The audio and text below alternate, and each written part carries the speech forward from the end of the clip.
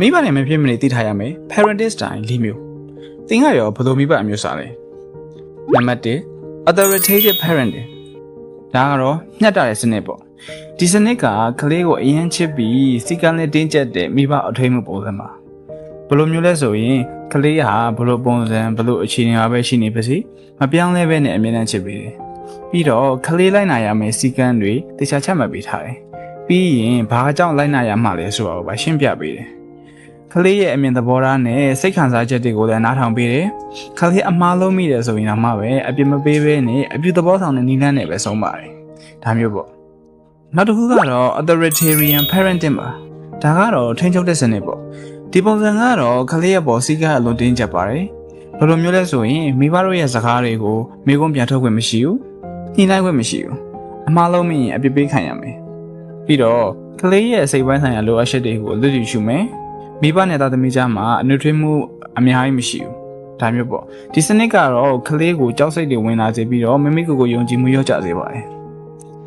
နံပါတ်3အချက်ကတော့ permissive parenting ပါ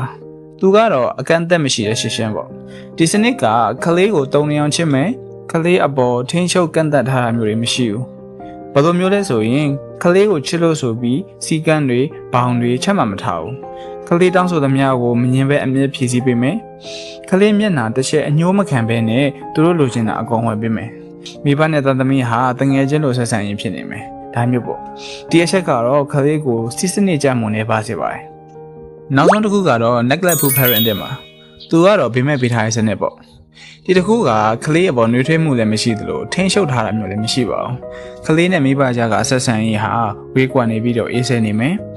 ကလေးနဲ့ပတ်သက်တဲ့ပညာရေးတငယ်ချင်းတွေအကြောင်းပြီးတော့စိတ်ခံစားချက်တွေအကြောင်းကိုလည်းမမေးဖြစ်ဘူးကလေးအပေါ်ဘာစီကမှလည်းချမှတ်မထားသလိုထိန်းချုပ်ထားတာမျိုးလည်းမရှိပါဘူးကလေးတယောက်ရဲ့အခြေခံလိုအပ်ချက်တွေကိုလည်းဖြည့်ဆည်းမပေးတာမျိုးပေါ့ဒီစနစ်ဟာကလေးကိုစိတ်ပိုင်းဆိုင်ရာခံစားချက်တွေထိန်းချုပ်တတ်ဖို့အတွက်ခက်ခဲလာစေပါတယ်သတိပြုရမှာကမိဘတော်တော်များများဟာသူတို့ကြုံတွေ့နေရတဲ့အစိတ်ဖြည့်ဆည်းမှုတွေခံစားချက်တွေအခြေအနေတွေအပေါ်မူတည်ပြီးတော့ဒီစနစ်လေးခုကိုတစ်လှည့်စီပြောင်းလဲကျင့်သုံးမိနေကြပါတယ်ဒါပေမဲ့အကောင်းဆုံးစနစ်တစ်ခုကိုပြောပြပါဆိုရင်တော့နံပါတ်1ဖြစ်တဲ့ authoritative parenting ပါပဲကဲသင်ရောက်ဒီလေးချက်တွေကဘယ်စနစ်ကိုအများဆုံးသုံးဖြစ်နေလဲဆိုတာ comment မှာပြောခဲ့နော်